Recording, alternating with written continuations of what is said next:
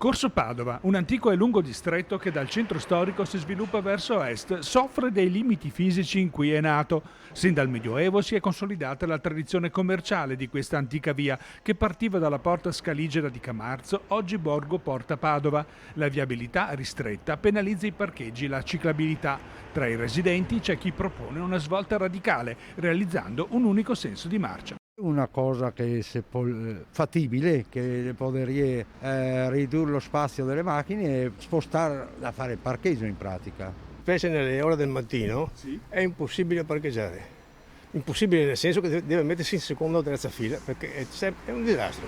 Questo marciapiede sarebbe tutto in zona vietata con rimozione forzata.